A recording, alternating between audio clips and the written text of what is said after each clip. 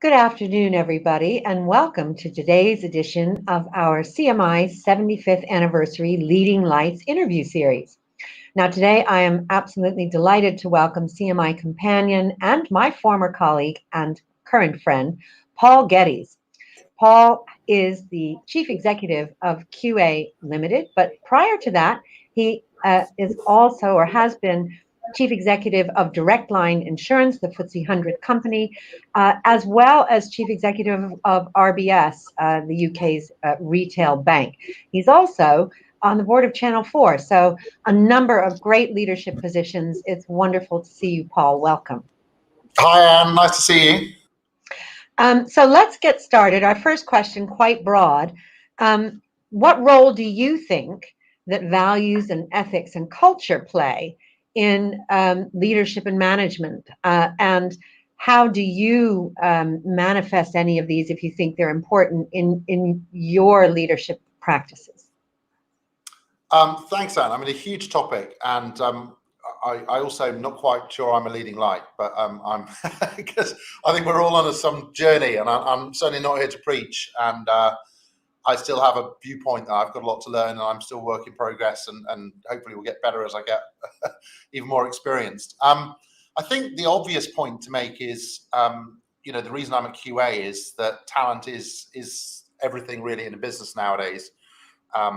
Increasingly, even things like technology are a kind of, a utility to companies, and everything is about the people in those organizations, whether they win or lose. And it is a war for talent. And I think people have choice. Good people have got lots of choice, and they will tend to find themselves in organizations who do something which is meaningful and where they like the values and the culture. So I think at that level, it's important. I think the thing which is I also think more important actually is what the contribution you get from somebody when they get to that company is up for grabs. And if they work in a company with the wrong set of values or culture, you'll get a bit of them. And if in the right culture and values, you'll get more of them. I've got lots of examples over the years, but I've always observed with some sadness the sorts of companies where on a Monday morning, these vibrant, funny, diverse, colourful, witty, irreverent people go through the revolving door, and you get kind of the reverse Superman effect. And Clark Kent goes out because people think that's the person they need to be at work. And, and then on Friday night, suddenly this vivacious, funny, interesting person goes off and does whatever their thing is, and they think that at work they've got to be a certain way that's not necessarily them. And I've at periods of my career felt I had to subscribe to a version of me that would fit, and it always held something back. And I've always observed that if you can kind of get a culture where people can really be themselves, their true selves, that's much better than them being 20% of an imagined self, and you'll get a lot more out of them. And I think customers, if you're in a customer-facing or client-facing business, I think people much prefer to kind of interact with kind of people, diverse people in their true selves and being their best selves.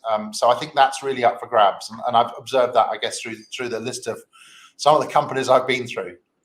Yeah, so that I love your analogy of the reverse Superman, right? Superman outside of work, Clark Kent went once through the revolving door. I'm sure many people will relate to that. But, if I look at your career, you're chief executive of QA. It's a private equity-backed talent organization. You were chief executive of Direct Line, a FTSE 100 company, public. You were chief executive of a taxpayer-owned bank. And of course, you're on the board of Channel 4, a public sector organization. Very different organizations. Can you compare and contrast their approach to this question and the role that the leadership you describe plays? What are some of the common elements and some of the differences? Well, I think what's interesting is it gives you, having been in so many different sorts of businesses and industries and ownership structures, you get to see, looking back, how weird things were that you kind of just accepted at the time, and including actually where we started. Anne was my boss at Procter & Gamble. A really strong culture, but I think one that was quite specific and suited some people more. And I think therefore, you know, I met my wife at P&G, and it really wasn't a great culture for her. And I think that meant that P&G lost out on someone that had talents, but wasn't, you know, exactly the sort of person that P&G wanted. And I think, I thought that was kind of normal until I went to retail, and retail was kind of different. I really love the culture in retail, very, very anchored on the frontline, respectful of the frontline colleagues, the people actually doing the work, dealing with the customers. Really, I thought a really great non-hierarchical, facing the customer, not the leadership sort of business.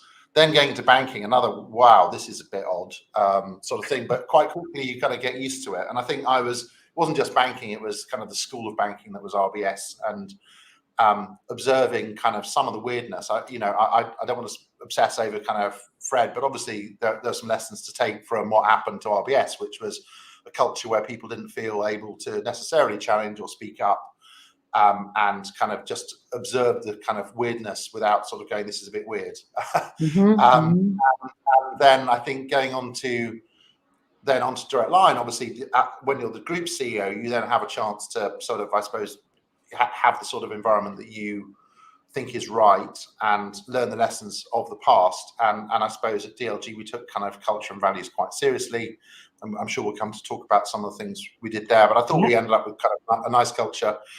Actually, part of it informed by Channel 4, when I got onto the board of Channel 4, which I think is an outstanding organisation that is really properly creative and diverse, and obviously has its own, you know, it's not perfect. But again, what I saw there was you know, the amazing benefit of having a values-driven, you know, people really buying into what they were doing for the living, and the quality of people and the energy and the outcomes of Channel 4. I just continue to be dazzled by.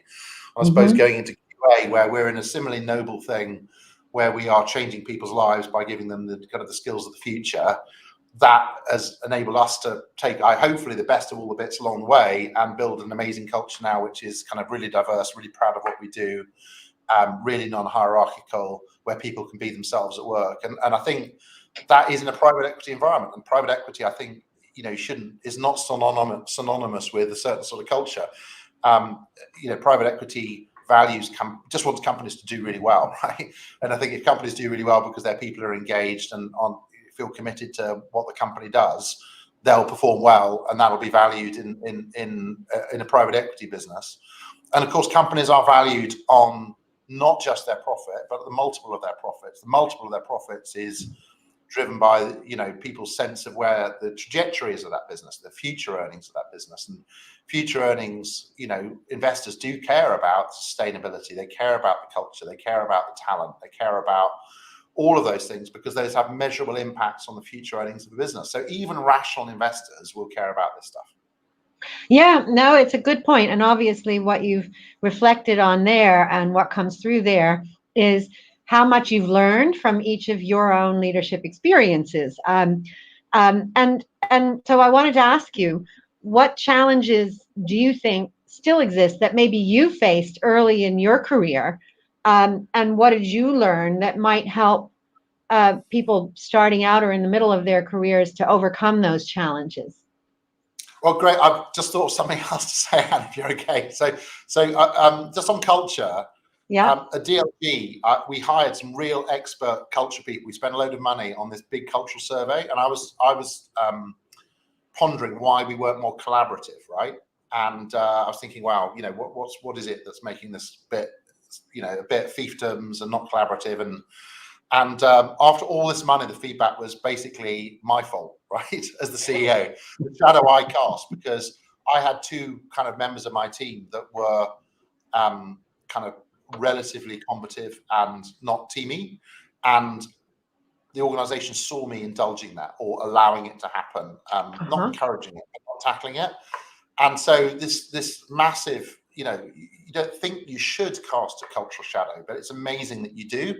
And I sometimes think, well, little old me, I'm very nice, you know, surely I don't cast a shadow, but you just do, right? It must have been, you know, the shadow you cast a leader is much bigger than you think, or probably it should be. And therefore, that's a massive responsibility for you to be really conscious of the signals you send, consciously, unconsciously, about every interaction with everybody, who you give time to, how the questions you ask, the respect you give, how who you promote, who you don't promote, who you reward. Lots of cultural signals being sent, and they will be picked up and multiplied, and that you'll get the culture you deserve as a result of that. So I think as a CEO, it's the sort of thing you learn relatively latterly. But when you go back into organization, when I go back into my past, you go, okay, that's why it was like that, because actually at the top of P&G or the top of RBS, people valued things certainly, and that multiplies out. So that's Sorry, an incredibly question, yeah. No, but it's an incredibly important point, and one that I was contemplating asking before I did the challenges question, which is, do you not think that it's the CEO that creates the culture? And what you've just said is proof positive of that you spent all that money, and actually it was because you were putting up with people who were behaving like jerks, and people saw you do that, and they thought, oh, well, then it doesn't matter if we collaborate. Yeah, that's the way to do it. Yeah, exactly. So I suppose just on my journey, I suppose the only kind of interesting thing is, I suppose, as a sort of straight white Oxbridge bloke that then went into P&G, kind of, I suppose I was in the mainstream of all of those groups that were overrepresented. And interestingly, I suppose, probably only latterly, as I've kind of crossed the 50 line, do I start being part of a group that I start getting really personal insight into what it feels like to be generalized and what it feels like to be made assumptions made of, because people then assume because I'm like this, I must be X and Y and Z. And it's the first time I had the personal, I went to a state school, and I've, often felt kind of, people talk about social codes, but really it's kind of the age thing. Now I start getting a personal feel for how profoundly troubling it is to be, people make kind of generalized assumptions about you just but on something which is just a facet of you. So I suppose that's the kind of first point about empathy. I suppose the second thing I've learned is that, as I said, in periods of my career, I felt to get on in this place, you have to be like this, and just how that weighs on you, right? How that means that you're not, there's a filter layer of, okay, I think that, what should I say? Or, and that is, I just think it's a drag, it's stressful. It means that people aren't necessarily hearing kind of the truth, and it means you don't enjoy yourself at work as much as possible. And I've famously, I was, I'm a little bit, I'm a violinist, right? I almost did it professionally. I still play the violin a lot, but at work and some of my places, it's all about sport, and I'm rubbish at understanding sport, and I'd literally come to the office and say, read the papers and try and bluff my way into, what happened at White Horse Lane at the weekend. I just massively gaff it up. And then suddenly I had this kind of revelation that actually, why don't I just explain who I am to people? And I suppose it's easier if you're more senior. But actually it was really nice just to sort of say, I do like classical music, and I play the violin, and I the release of that to kind of say I'm going to be the best version of the person I am, rather than a kind of a slightly embarrassing version of what I in my mind had, what a CEO or a senior leader needed to be.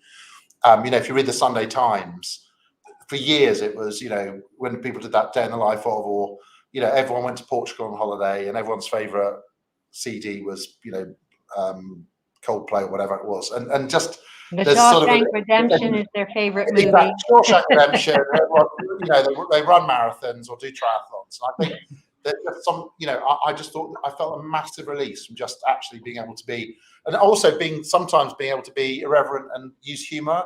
And I felt for sometimes, because I was a marketeer trying to be a CEO, I needed to be a bit more straight-laced and not be wacky. So there's just, I just think that that's a big learning I've had, which is, personally experiencing being buttoned up is uncomfortable, and it just didn't get the best out of me. And therefore I've always tried to make sure that I allow people to bring the best of themselves to work. And I think this word culture sometimes is a very prescriptive thing, right? People say, oh, we've got a strong culture.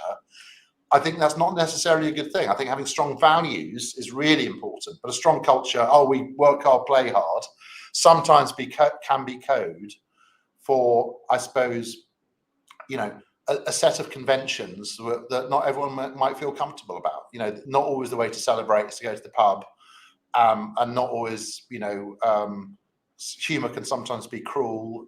So I just think, for me, this sort of strong culture, I think just you need to be a bit careful about. Yeah, and you know, there's so much in what you said there that I want to pick up on. I mean, one thing, you know, you mentioned you're playing the violin, and I remember back when you worked for me, I was going through a divorce, and I needed to take my child to school, and so I arrived late for the management team meeting, and I felt very bad about that. But you know what? I got over it, and I got used to it, and I just walked in late, and as a result of that, you know, I let you know, my team, of which you were a member, do their thing, right? So if you wanted to leave early for your orchestra practice, right, I was like, that's fine. And I remember we had another colleague that played netball, and we had another colleague that liked to go out clubbing, and so he came in late and left late. But it was allowing people to be their best selves, and resisting the filter of, well, because I'm supposed to be like this, I must behave like that, right? And I also think, you know, your words of advice on strong cultures as code for you have to be a certain way or else is also incredibly valuable and very insightful. So really what you've learned, it sounds to me like your advice is be yourself and go somewhere where you can be yourself at work and be the best version of yourself. Yeah, and I think there are some leadership habits which, you know, you can also see are detrimental. So, I mean, at our RBS in its worst, you know, if there was a town hall, no one would ever ask a question because it got stamped on, right? So there's some things you can, you know, I've also seen that, as I said, that linkage between kind of management behaviors and kind of consequences of that further down the organization. And it's slightly back to the long shadow comment, but I've in my last two companies put in employee representative bodies to sort of say that I can get to meet directly frontline people, and we can have cut out all the layers in between of miscommunication in both ways and really pick up on stuff. And I think I'm kind of, you know, really nice. I think I'm really nice. I hope I am. But my assistant stayed in a meeting of that body after I'd gone out, and I thought we'd had a kind of really relaxed kind of conversation, and we had a really relaxed. And then when I went, said everyone just went, "Oh, phew," and I'd gone, right? So it's not, you know, and I thought there's no reason not to be, you know, I genuinely want to see unexpected. So you have to try really hard, I think, to offset the fact that, you know, your job title does change the dynamic with people. And if you want someone in a meeting to say the truth, right, or something, you can't, you've got to be so gentle, right, because everything you say is multiplied up. That's the other thing I've learned. Yeah, no, that is very true. Well, okay, but how do you support people to overcome getting over you as the CEO? How do you encourage them to be authentic with you, and because that's clearly what you want them to do? Yeah, I think it's again reward, reaction. So, you know, it's so easy to be defensive, isn't it? You know, because you're attached to your ideas and the way you've done things. So I have to work really, really hard not to be defensive, right? To actually sound like I do want to hear everything, not just the things I might agree with. I suppose the other thing is my thinking style is quick but not always right. Mm-hmm. And I think you're probably the same, right? Mm-hmm. You know, I'm probably the first person to an answer, but there are different people that will think in a different way. And an hour later, our meeting go, do you know that thing we all agreed? I think it's absolute rubbish. And I think it's just, again, seeking out diversity in your team in every single way, including thinking style, to say, okay, this person's going to stop me doing something really dumb just because I can make it sound good and get to the answer really quickly. Doesn't mean it's the right answer. And I think it's just looking for those people and allowing them to change your decisions and just being conscious about some of those things. So I think all of this whole topic is about curiosity and consciousness, right? I mean, that's the whole thing about diversity as well, which is, you know, being conscious of all of the impacts that you make, and curious about the impacts that might have on things which matter, like culture and decision making. Yeah, you're absolutely right. And you know, as a leader, do I'm sure you'd agree with this. You also need to admit when you've made a mistake. So you just said there, you're quick, you get to the answer. I do that sometimes. And then, as you say, it's the wrong answer. And, I have a saying that sometimes the best thing to do as CEO is nothing. Because, right? Well, it's funny. I remember we were in Direct Line, our Leeds operation was flooded, and as an insurer, obviously we're flooded at times when there's lots of rain and then lots of customers had claims, right? And normally, as a kind of CEO, a leadership team, you do a gold team, and the most senior people would sort it out. But for some reason, I can't remember why, like the most senior management wasn't around, and the people on the ground just did a fantastic job of sorting it out. They, like, no fuss. They found another site. They moved the tech. They sorted out over time. They got the pizzas in. Did a much better job than we'd have done, because that's what they did every day, and they owned it. And I think there's this whole another slight intellectual arrogance thing that actually the most senior people make better decisions. And I think I'm always tempted to do that. But again, I think that's always not true. And sometimes if you're running a business with lots of business units, the one you kind of let get on with it often does the best. That's the other kind of thing I've learned. So. Yeah, no, it's very true. Well, clearly, across the organizations that you've been involved with, there's been huge change. But there's no doubt also a place for continuity. And how do you weigh up the right balance between embracing change but maintaining continuity? What's important to you in that? I think this is one. I think in business, I've moved lots of industries, lots of business. I do think short term, long term is the most kind of always the trickiest topic, right? And and there's no simple answer. I've seen organizations that miss out on the long term and the short term, and then they run out of steam. I've similarly been in organizations. I was in a retailer once that the executive stopped coming to the trading meeting and started talking about other stuff that wasn't relevant to the business, and that business went a bit wrong, right? So I think the answer is all of us have got to do short term, and all of us have got to do long term. All of us have got to protect the things which work, but also be self-critical about things which need to change. My business at the moment, we've got some new businesses that we bought, and some kind of businesses that have been around 30 years. And the answer is that not everything that the new businesses do is right, not some of the stuff that older businesses do is wrong. And the answer is to make, it's kind of the best of all these approaches. I do think there's a little bit about, again, maybe it's an age thing and I'm being paranoid, but I do think that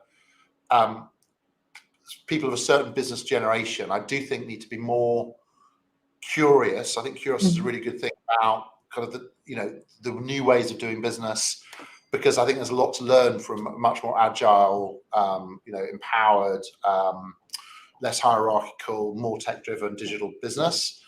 I think similarly, I do think that there's also people of that business generation that think probably people of an older business generation have got nothing of any interest or value to say, and I think that's also not true. I think particularly on the human things, there are some eternal things which do change, and people that have been around the block a few times and seen different instances, I think, are useful people to listen to. So I think, again, it's just, it's and, right? The new way of business is kind of useful, and old ways of business had useful things. Digital businesses are great, and, you have to learn, and legacy businesses are also hugely valuable and very important. And it's and, I think. Yeah. And, you referenced the importance of purpose, and many people would say that actually purpose is something. Purpose and values should be, if they're good, are part of that very important continuum that maybe you shouldn't change too often. No, it's totally right. I mean, our business, which is learning and talent, absolutely. The thing which kind of continues us through is the fact that the world doesn't have enough talent, and people need to change what they know how to do in their behaviours constantly, and the format of that will change. But actually, a lot of the core principles, the pedagogical principles of learning, kind of are somewhat eternal. And we believe, for example, that learning stuff on your own is brilliant for a phase of learning, but then learning with others and learning live is also important. That's eternal, right? The delivery mechanism might well change, that actually that's all done digitally, but I do think you're right. Some of these eternal things I think do persist, and I think on purpose, I think it's increasingly important, and I think people get motivated by somewhat different things, and I think what I found is also people attach themselves to different things that you do. Some people love the fact that you're a growth business, or that you promote from within, rather than necessarily exactly the industry that your business is in. Some people can attach themselves to growing a business, or creating a great British company, or so I think that the other danger of kind of purpose is allowing people to find their own attachment to why the business is noble, recognizing that there's also a diversity in what motivates people to come to work every day. Some people come to work in a sector that you might think is boring, but they, their whole thing is they want to develop their team, or develop themselves, or the fact it's a great business that produces great returns for the investors that are pension funds. And so I think there's an ability in lots of things, not just, and it's also particularly lucky if you work in a sector that obviously your friends kind of really approve of, right? But I think not everyone can be lucky enough to do that. And I think there's other ways of getting purpose at work. Yeah, no, it's a good point. Now, you've mentioned a lot about diversity, and actually, much of the learning that QA does is in the tech space and in the digital space. Now, that's an area where neither women nor ethnic minorities feature very prominently, and obviously, I think it's really vital to change that, not just to address the skill shortages that we know we face in that area, but also to get the best results. How are you encouraging that in QA? And maybe you can share some of the things that you've done either at QA or in other businesses such as Direct Line, which I know has won awards for its work in diversity, to make sure that we have enough female representation and enough representation from ethnic minorities. It's hugely important. Yeah, and again, Anne, I'm in no position to preach, and we're all on a journey here, and no one's kind of fully cracked it. And what I love actually is the fact that we're in a space now where people take this really seriously, not just in a tokenistic, we've got a committee or some data we have to put in, but people actually just want to get better at this, and therefore there's a lot of best practice sharing. I suppose just a couple of observations. One would be, I do think that getting data and setting targets in most things is a very helpful way to kind of make progress. Financial services, my friend Jane Angardier put in some kind of targets, and that got linked to measurement and disclosure. And I think gender pay gap's really good. So I think, I think generally what gets measured gets discussed, and I think so. I think data and targets is a useful thing in terms of kind of putting this on agendas. And I think that's been done initially with gender. I do think. We're thinking about, for example, how can we get data on ethnicity to see is there an ethnicity pay gap? So I think that general approach is a good thing. I think in terms of what you need to do to move forward on some of these things, I think curiosity and safety is a key watchword for me. So I've most moved forward my understanding of ethnicity challenges by being curious and talking to my friends that are from different ethnic backgrounds, and by doing focus groups, and by just being really, really curious about people's stories. And I'd made a stack of assumptions about what we did last year off the back of the George Floyd tragedy. I'd made a stack of assumptions about where Britain was at the moment, and I was shocked by what I heard, right? I made a bunch of kind of metropolitan elite London centric assumptions that actually, we were in a much better place in terms of, how ethnic diversity kind of existed for people. And I got to the point about microaggressions, which I kind of heard about and read about, but when people kind of explained it and the impact it had on them, as I was explaining my empathy with people making assumptions, I suddenly got it. And I think I was my whole team did those focus groups, and we got so much richness out of that, which then informed which of the things we could do would be most powerful. Mm-hmm. So and now we're doing the same now with like menopause and you know other topics. So when it's not you, I think you have to go into it with a proper kind of sense of interest and curiosity to try and kind of get under the issues. I think that is excellent. Yeah, you know, how does it feel to be, for example, a Black Muslim woman and work here and listen to those stories, right? Can you share what, you know, what did you do differently after you'd heard those stories? What changed for you? You said you understood microaggressions for the first time. Did you, you know, take some sort of action so that they wouldn't keep happening, or what? Could you share something positive that you did that worked?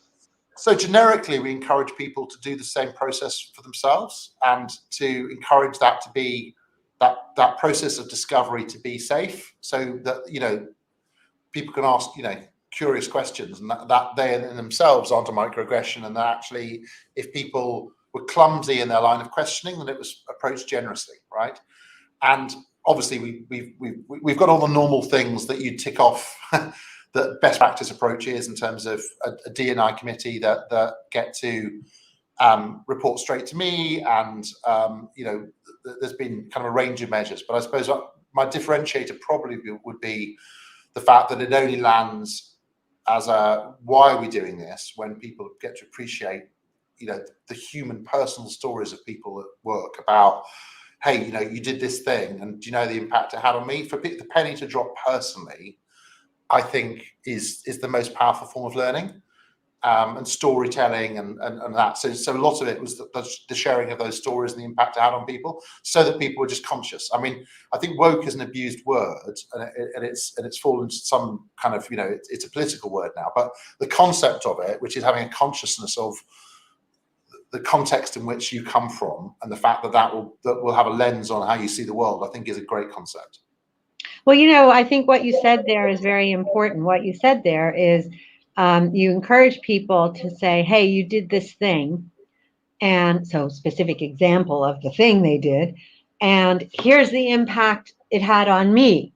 So specific example of the impact on you personally of that microaggression, or, you know, however unintended, and sometimes they're intentional, and many times, more often than not, they might not be.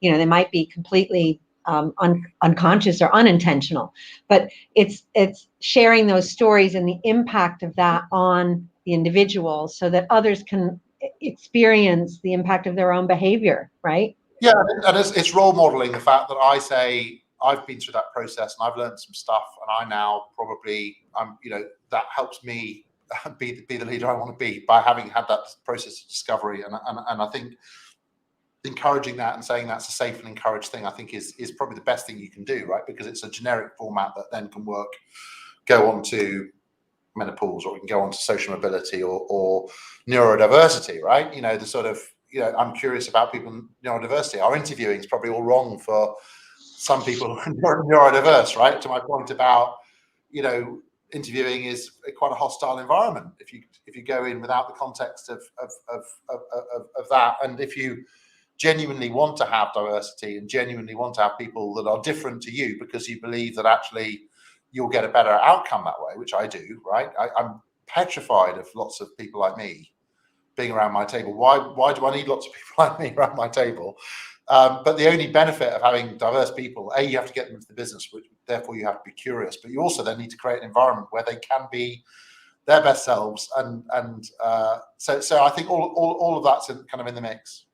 Yeah, no, you're right. And so I'm going to come on to the specific characteristics of diversity and your views on how we manage them. But I want to first pick up on something you just were talking about, which is that you learn from others' examples, but also you know, when you're recruiting, or even when managers are trying to address that and want to get that learning, so many people are afraid to address it. We know from our work at CMI, managers don't feel comfortable asking, about ethnicity, asking about disability, asking about, I don't know, sexuality or faith, or things that might make people different. How do you get managers to be more comfortable in addressing those things with their colleagues?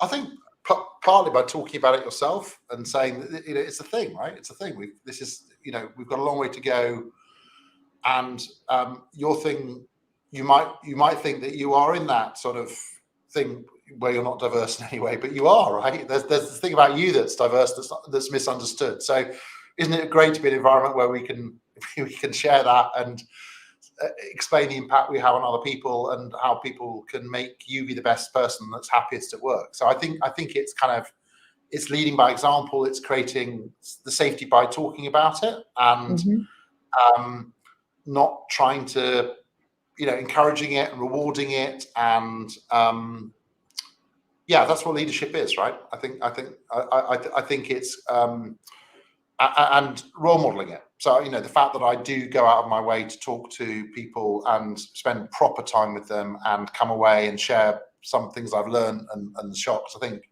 it can only come from the top, and it can only come, I suppose, from a point of view that this matters to me, right? And I think, again, my point about people can really pick up, are you doing this in a tokenistic way that just because you're supposed to do it, or because it'll help you recruit, or is it genuinely part of your belief set? And it is a profound part of my belief set that this stuff matters. And I genuinely care about, we have different people. I genuinely care that they are in an environment where they can be their best selves, and that's celebrated, right? I love it when people, I love it when we have different religious holidays and people bring in fantastic food and they can talk about their thing. And I love it when people have got I just think that diversity is all super exciting. And I think again, Channel 4 has shown that by reframing it. I mean, I think the superhumans lens on the Paralympics, I think, again, just makes you reframe how incredible people are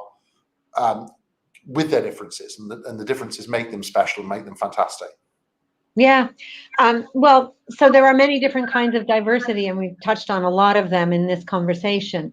And there are some leaders that believe that there's a universality of how we deal with that to make better progress, because what we do on gender and those principles apply equally to neurodiversity or ethnicity. And then there are others that believe that no, lived experiences are really quite different, and they should be more compartmentalized and tackled separately, and indeed measured separately. Obviously, the data collection easier in some cases than others. What's your approach as a leader? Are you let's deal with them all together, let's deal with them separately, somewhere in between?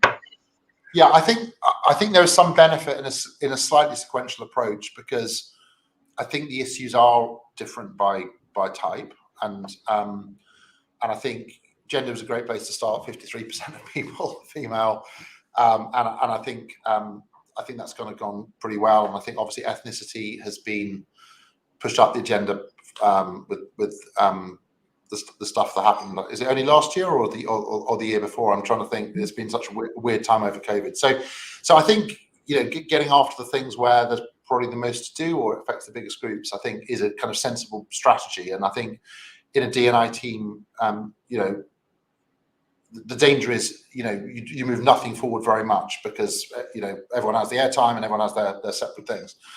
I think the other thing is some of these diversity topics, I think, are more invisible, and I think you have to also make seek out the things which are more latent and potentially less vocal. I mean, like menopause being a kind of a topic that's only recently kind of surged, but actually it's a really important thing for people to understand. And if you want diversity, my personal bugbear is social mobility, because I think that is the kind of somewhat at the back of the queue, and particularly in television, it's a real topic, which is in TV it matters to me more than most places that people come from different backgrounds are the power behind the throne in TV, because then that amplifies into the picture they show to the world. And I think you see that in many instances. So for me, that is kind of, all of these topics are really important. I find a resonance with that as somebody that had quite a lot of a head start in the kind of social mobility sense. I just think that's a slightly latent one, and I think it's a process of curiosity, a process of consciousness about what is about our processes and approach, which favors people that have that benefit and that background. And I suppose at work, one of the things the thing which we do for a living is we try and seek out tech talent in places that don't know their tech talent or latent tech talent. So we do a lot of stuff on these boot camps for the DFE, where our objective is to go and find people that don't even know about tech careers and then wouldn't think they're the people, right? And we try and get under the skin of their attitude and their aptitude. We try and teach them that these are interesting, exciting jobs for people like them, and they're very highly paid, and not everyone can do it, but the people that can do it and can't do it is not gender-based. It's not STEM-based. It is just genuinely whether you've got an attitude, the right attitude to learning, and an aptitude for kind of problem solving, and then you can unlock this amazing career. So that, for me personally, it gets me very excited. The fact we, on a lot of these boot camps, take people, unemployed people, or people from socioeconomically challenged backgrounds, or clearly diversity in every other format, and we find them a new career, which will then give them amazing transformational benefits for them and their families for multiple years, and employers in their area. And so that is the life-changing work that we do, which again is resonant for me, because I do think that social mobility one is a bit of a hidden one at the moment. You're right, and CMI's research bears you out on that. As part of our 75th, we're looking at these various areas and doing research about which are the aspects of diversity that companies are more likely to have programs about.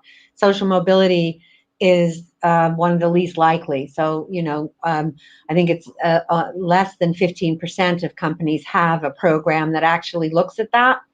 And yet, it's an incredibly important part of the whole leveling up agenda, right? And indeed making sure that everybody has access to opportunity. But, as technology evolves, do you think we're going to get more evidence base about these different groups? So, for example, somebody in our advisory council was showing us a program that can actually ping managers when they're making biased hiring decisions, using certain algorithms and et cetera. Or there are other ways in which technology might be able to help. What's your view? Yeah, I think nudges are always a good idea, right? And I think if people, again, evidence or data, I think it shouldn't evaluate from it. I don't think it nails it, but I think if that's readily available, I think why wouldn't you give people that context?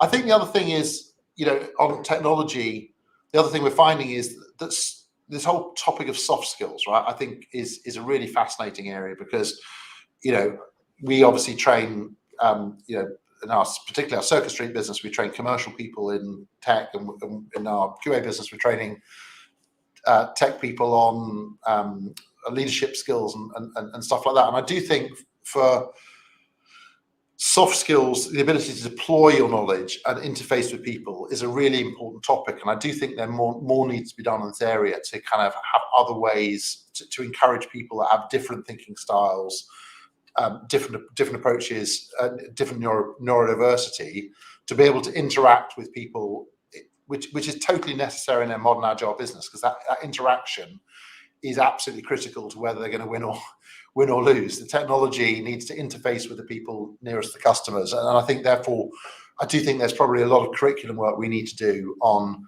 leadership styles, management styles, soft skills, recognizing the fact that people are wired differently and people interact with people differently. Yeah, and obviously that's why we exist at CMI, to help people do that. And it is a never-ending challenge and a problem that will never be solved, but it keeps us busy. But now moving on to COVID, post-COVID, emerging from the pandemic, the lifting of restrictions. What have you learned about your leadership style and COVID, and what do you think society and maybe government has learned or not? What are your views? So I think I'm not sure I'm going to say anything particularly insightful, Anne, but my observation is that in any crisis, there was a period, this was a crisis and a war, right? And the textbook says over communicate, and I think we've all learned that you could never over communicate when people are going through really tricky times, and the cadence of communication, suddenly things which you did every week are now every week, everything's done every week or every day. So just I quite enjoyed that, and I think people appreciated just checking in, even if you didn't have much to say. So I think that some of those I think were perennial. I used to have one-to-one meetings with my team every month. I now do them every 2 weeks. So I think more frequent communication, even and the threshold to communication is obviously lowered by the fact that on video it's very efficient. So I think then the other thing you learn obviously is the fact that the danger is you compress an hour's meeting to a half-hour video call, and what gets lost is the thinking time. I always take time. Sorry, my battery's running low. Let me just check why I'm plugged in. So yeah, the other danger in half-an-hour meetings is by the time you've actually worked out. Sorry, Anne, I need to make sure I'm. Don't worry, just go ahead and do what you need to do. It's the human thing that happens to all of us. We forget to do these things sometimes. Let me just. Why am I not charging? Let's try another PowerPoint. That's better. So I do think the danger of the half-hour meeting is that you miss the social interaction. You miss for me, it's always the second half of a meeting I start getting better, because I've understood the topic. I've kind of weighed it around. So I think, we just all need to be quite conscious of the compression into just the half an hour. The other half an hour was giving you other value. And I think, so for me, there's something slightly about, I think we need to think about decompressing some of that stuff. Then I think the physical bit, I think clearly lockdown and home working works better for some people and for some functions. And some of those coexist, like salespeople tend to be more of a certain type, and sales, I think, is a well-suited function, for example, to be in proximity, so you can say, what do I do here? Or people can give you feedback or help, and there's a buzz thing, and customers quite like to hear that buzz and all that sort of stuff. But not all salespeople are like that, and there are clearly functions that are have more of a prevailing personality type that would be suited to personal work. Typically kind of developers and people like that. And again, that's not a reason not to get them try and come back into the office. But I do think we need to be choiceful about why we're asking people to come back, because clearly there's a cost to it and it doesn't suit everybody. So I think, we need to be really choiceful about what are those moments. You have to, I think, minimize the mandatory time people have got to be in. And I think you've got to give people the benefits of being in, and to explain why they need to come in. Because I think, there's no point people dragging themselves in, an hour and a half journey, spending the money, leaving their pet behind, and then sitting in a solitary position at a desk doing the work they could have just done at home. There's no point in that. And I think that's frustrating. So I think you have to kind of clearly work out the value proposition of coming into an office, because it's fun, because we're going to do a brainstorm, because we're going to do some training, because we're going to go out and have a pizza afterwards or something. There needs to be a value proposition. I think just attending an office is of no value. Yeah, that's incredibly important, and I completely agree with you. Now, I want to make sure we have time for questions. So I'm going to ask, I know that we have a sponsorship question. Back in the day, I was your sponsor. Now you don't need me anymore, and you've had many others. But do you sponsor people? And how important is it? Yeah, I think this is a slightly tricky one. I mean, first of all, mentorship versus sponsorship. I think mentors are brilliant for quite short, sharp bursts, and I think against an objective. And I think the other thing I'd always say is never have someone in your line of management being your mentor. Mm-hmm. I was an absolutely awful mentor to the people in my company I mentored, because every time they told me an issue, I'd note it down and tried to go fix it rather than approach it from their point of view. So first of all, don't have a mentor in your management line. Mentoring is, I think, a really good thing, and all you have to do, you don't necessarily need a scheme. find someone and say something nice about them and offer to buy them breakfast or lunch 4 times a year, and you've got a mentor, right? So that's my point on mentoring. I think sponsorship. I think my only concern about sponsorship is it can be a bit unfair. You could argue, right? So the fact that someone, like, I think either everyone should be sponsored and it should be quite a formalized scheme, or nobody should be sponsored, if you know what I mean. Because I think if it's sort of, okay, I'm personally backing this person in a cohort of people and I'm part of the decision-making process, that seems a little bit unfair to me. I quite like when everyone's got a sponsor, right? Whenever, in a grad scheme or whatever, where everyone has a sponsor, I think that's really good. I just think there's a slight danger that it feels a little bit behind closed doors, or that it kind of defers special preference to somebody that happens to have an angel, right? Somewhere in the clouds. Well, the thing that happens most often is people sponsor people who look and act just like them, right? We sponsor in our own image, and it can undermine the diversity point. So it's an important aspect that we aren't sponsoring people who are just like us. Well, I'm going to take some questions because I know we'll have a lot, because it's been a fascinating conversation. But I want to ask you, the final thing I want to ask is, what is Paul Geddes' definition of a better, fairer society? I think I wrote something down actually in preparation for Sam. I can't necessarily find it. Let's have a look. What do I think? It's a really tough question. I think I'm not sure I can fully answer that, because I think it's too hard a question. I think all you can do is yourself try and be conscious of where you curious about diversity, curious about other people, curious about the impact you have on other people, and try and correct for those things to make a place where people can be their best people, that you get people that are different, you get the best out of those people that are different. And I think that would be creating those environments will be more productive, better businesses where people are happier, stay longer, are more engaged. And that's, I think that's all we can try and do. Well, that's a great answer, because that's something everybody can do. You don't have to be a CEO. You can all do that. We can all do that. So it's actually a great answer. So thank you. So the first question here is from Dervla. Great conversation today. It was really insightful what you mentioned earlier about the consequences of indulging wrong behaviors from team members when you're the leader. How would you go about addressing that if you faced a similar situation again? Well, I think ultimately you have to walk the talk, and you remove somebody if they are not living your values, right? And I think, we haven't really talked about incentives, but I do think unless you incentivize financially, or even in terms of whether someone's got a continued role, unless you enforce the values, why have them? So I do think values, if they're just a chart in the lift that you kind of quite remember, I think values have to be created by the organization to be owned. And then I think if they mean something, then you have to act on when people don't follow them. Obviously not initially by firing them, but the ultimate consequence of somebody that just doesn't live your values is that they shouldn't be part of particularly your senior leadership team in your organization. So I think now I know that, I just think I'm you call people out on it, you explain why, you explain the consequences of their actions, but ultimately you have to be able to be really firm on it and not live with it. It's a great point, and there's research to back it up, and you lived it. If you allow people to exhibit toxic behavior and you tolerate that toxic behavior, the organization reads that as, oh, it's okay to behave toxically around here. Whereas if you don't. And I have removed people, I won't kind of, yeah.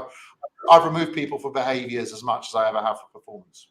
Yeah, absolutely. I think it's an excellent point. Next question is from Elise. Can you tell us about a time where somebody has challenged you very directly on a decision you made as a leader and how you handled that?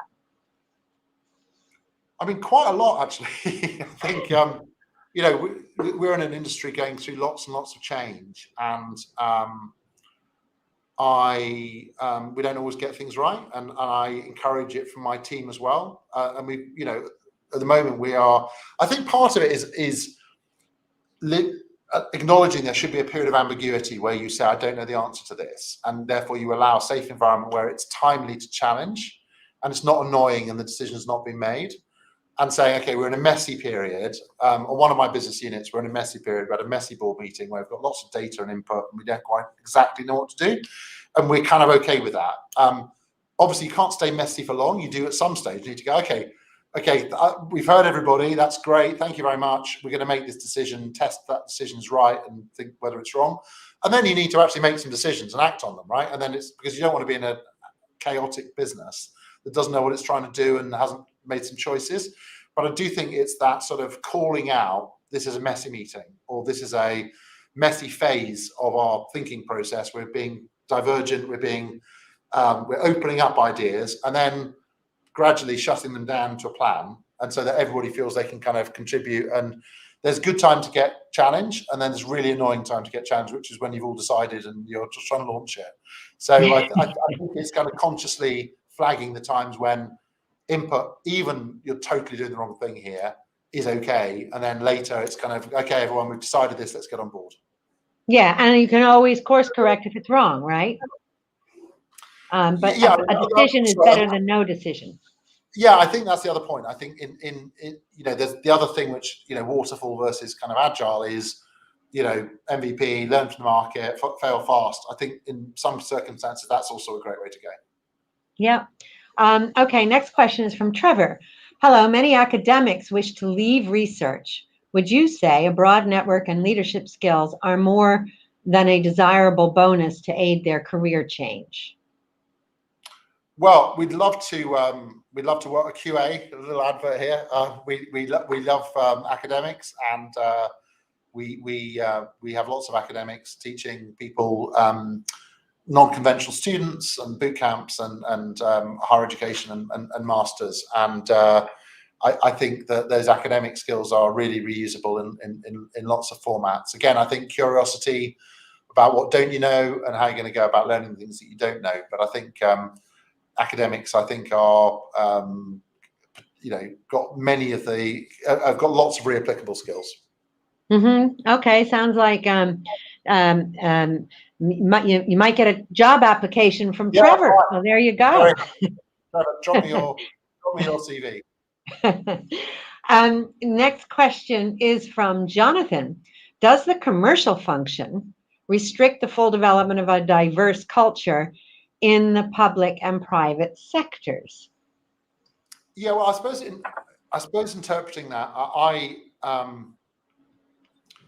in terms of people that touch clients or interface with clients and customers, my experience is that this goes back to the people being their best version of themselves is always the most engaging model. And I just think that, obviously there's, my thing about, are you different on a Saturday night than you are on a Monday morning? Yeah, appropriately, right? If you work in a professional environment, you need to be professional, you need to know your stuff.